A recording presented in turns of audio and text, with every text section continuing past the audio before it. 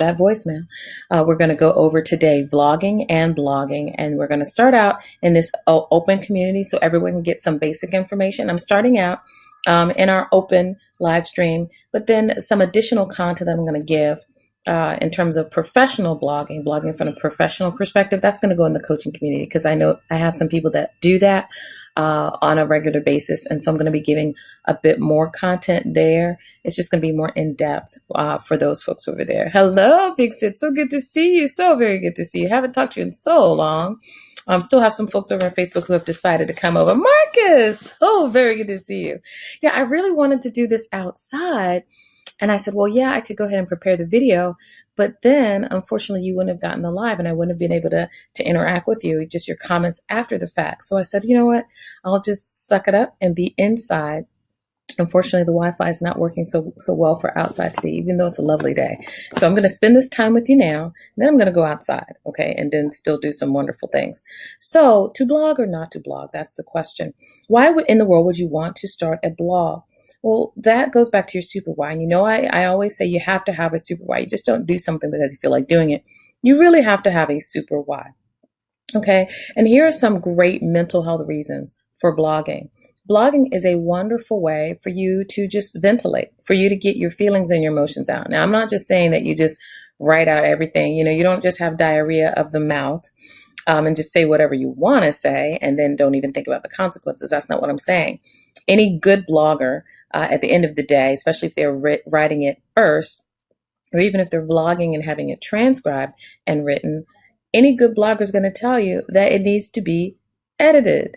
It's still a piece of writing. And once it's out there, it's just like I tell my young people, once you've got content out there in the social atmosphere, whether it's written or video, it's out there. And it's much harder to retract it than it is to have put it out in the first place. Okay. No one really wants retractions if we can help it.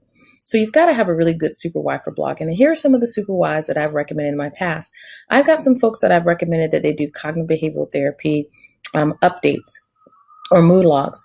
And for them, it can, once they've gotten the practice very well down and they know how to do it, for them, it can be tedious to write it down on paper. And so they like to vlog it or they like to use an app. Okay. However, I do have some folks that really do enjoy the process. These are people that usually keep a diary or some other written content, and they thoroughly enjoy the process of writing down and keeping a running commentary of their growth, a running commentary of how they're doing. Okay, so for those folks, and I know that Facebook is doing some interesting stuff, Periscope's doing some interesting stuff, but for those folks, it can be difficult. But that's one thing. So I'm glad I have you guys back. What I was basically saying, one great super why for blogging and vlogging is to be able to have that content that's being shared so that you're basically kind of getting things off your chest, but in an edited format. Okay, vent all you want, but then after the fact, go back and edit it. And it's fine for sharing your emotions and sharing your thoughts about things, but make sure you're doing so in a fashion that you are responsible for what you've written. Sharing memories, connecting with family and sharing with them updates about what's going on in your life. Most of us have mini blogs every single day. When you're posting things on Instagram or Facebook, those are mini blogs. Being able to reconnect with folks who may not be close to you. That's another reason for doing it. Now, here's my thing. Once you start a blog and you decide that this is what I'm going to do, I want you to be thinking about the fact that it does need to be maintained. It's not a blog if you write it one time and you never do it again. That's not a blog. That's not a blog. A blog is a consistent piece of material that you're putting out, or vlog, a consistent piece of material. So I vlog more than I blog. I vlog, so I video log or live stream much more than I write. I do have a written blog, but I don't update that nearly as much as I do video, okay, for a variety of reasons. But I do my video logging much, much more. All right.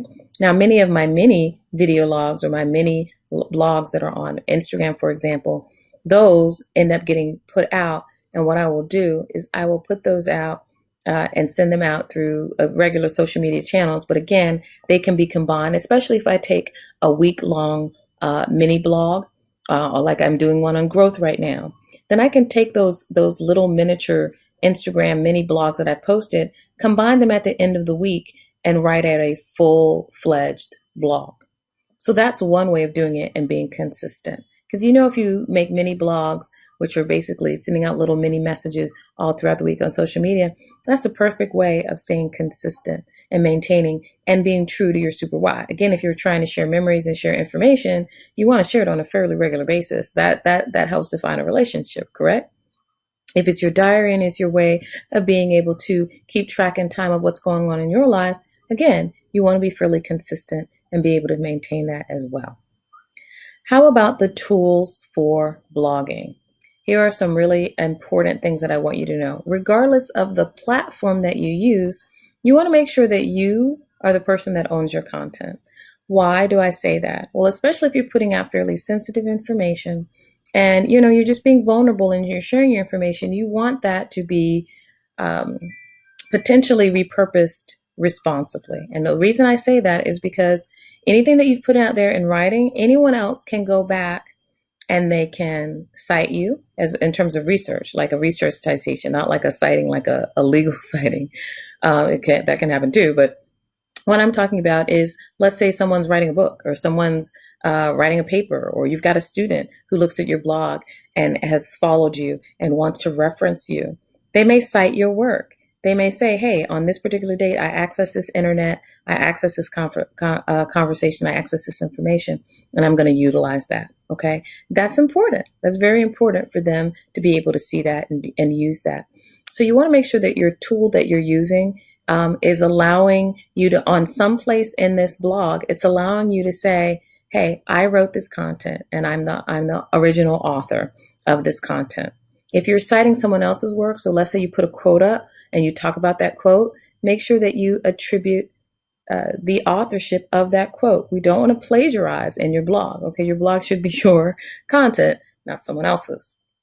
If you're doing a guest blog, some people will talk about this more in the coaching community, but if you're doing a guest blog for some reason, the guest blog is something that you, again, want to be able to share. Hey, I've been talking about, this is a great example, Robin Meadows. I really highly respect her. In my coaching community last year, we talked about how to stop regret and how to deal with regret. And she has a technique that she uses, STOP, for stopping and dealing with regret. Well, when she came into my coaching program and shared information and I interviewed her, one of the really neat things is the folks who listen to that program can go back and listen to her, but I make it very clear that I am interviewing a guest. I have a guest vlogger, if you will, that I was interviewing, so the content was not completely mine. The vast majority of the content that they were hearing was hers. So you have to make that very clear in your vlog or your blog or your written content. Okay. And all of these things are great for your mental health as well as others' mental health, because again, if you've got a milestone, if you have a recipe for success for getting over depression or dealing with anxiety, you don't want to keep that information to yourself, do you? Right? You want others to be able to glean from that and be helped by that. So it's a wonderful thing to be able to share that information in that kind of a form. And again, in the coaching community, we'll talk a little bit more about other ways that you can share that information and how you can use that from a more professional standpoint. Okay. The other thing about the tools that I want to share with you, again, is at the very bottom of whatever site that you're using or hosting site that you're using. It should say something about it being copywritten. Remember, I talked about you wanting to protect your integrity and also protect the integrity of other content that may be there that may not have been yours, that you're attributing it to proper people. But you want to protect yourself in general. You don't want people just taking your entire blog and repurposing it for something else without your permission.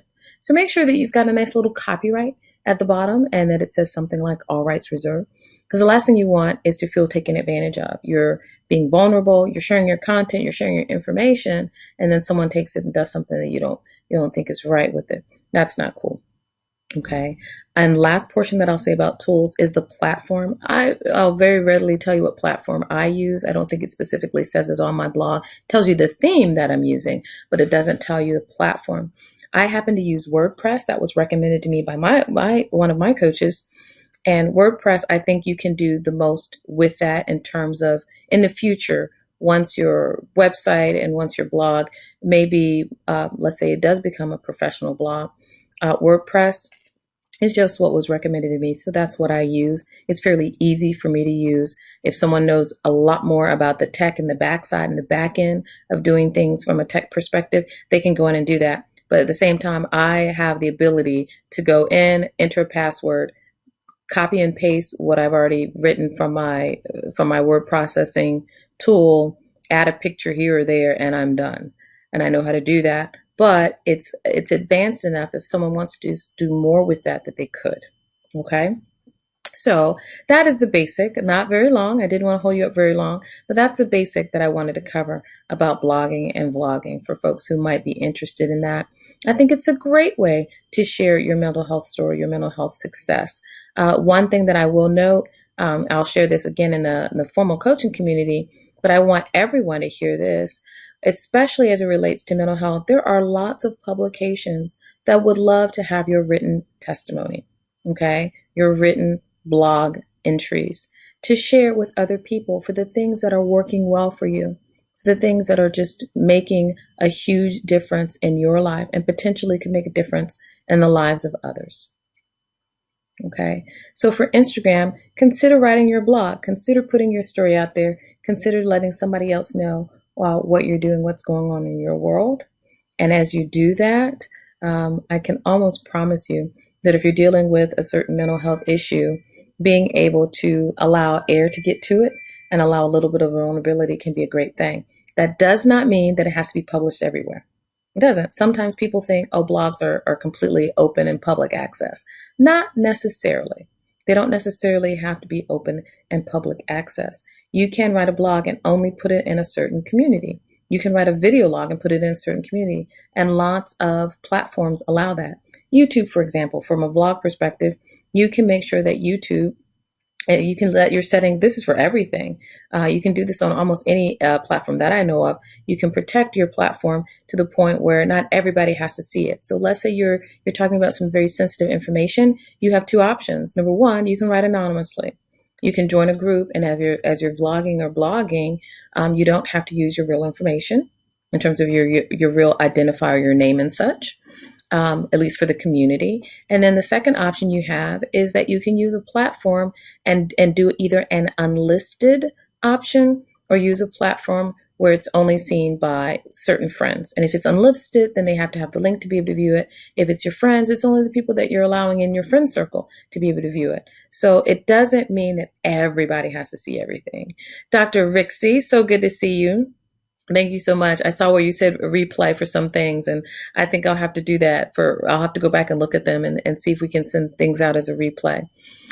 We're at the end of what I wanted to share, but I'll just go and give a very quick recap. I was basically saying if you decide that you want to do a blog or a vlog, which is a video blog, make sure you know your super why. Is it because you want to chronicle your experience or your journey for a particular thing so other people can get benefit from it? Is it just to share information with other people? Is it a form of a diary for you? Are you being vulnerable in some sense and wanting to share things? Is it to set up memories? Is it so that, again, similar to the chronicling, but is it that you want to share information with your progeny? Or other family members so they can see what's going on in your life. Once you know is it because you just want to share with the world and you just want to vent, remember that whatever reason you're sharing or whatever platform that you use, you want to make sure that you understand this is your intellectual property. You want to protect it. Copywriting at the bottom of your blog is very wise. The same goes the other way. If you use quotes or you use information or you have a guest person that comes into your blog, you want to give credit to that, right? You don't want to steal their information. For maintenance, the purpose of a blog is not just one entry. It's not an entry. It's a blog. That in and of itself indicates that there's more than just one and that you can continue to do that. I definitely write in my written blog much less often than I write in my live streaming vlogs like this right now. This is an example of a vlog. You'll see me come on different days, and usually I have a theme for the days that I come on. Today is Mental Health Monday, so I'm talking about a mental health topic as it relates to blogging. Tools, I did mention using WordPress. That's the one that I personally use, but you could use whatever platform that you prefer. There are lots of blogging platforms that were created just for bloggers. but I knew I wasn't wanted to do more than just blogging. So when I created my website, I did do it on WordPress, and it includes my blog page. Okay. All right. So that's it. I just wanted to pop in and share that information with you. Instagram, you've been with me for a while, so I am going to end you first. You guys have a very blessed day on purpose. Take care. And Facebook, thank you so much for being with me. I do truly appreciate that. The folks on YouTube and Periscope, again, thank you as well. Hopefully, I will see you it's later on this week. That would be great. But for now, I'm going to transition over to the Growing in Grace coaching community. And we're going to talk a bit more about blogging from a professional perspective. So using it in your life work as a professional. Okay, talk to you guys later. God bless. Have a very blessed day on purpose.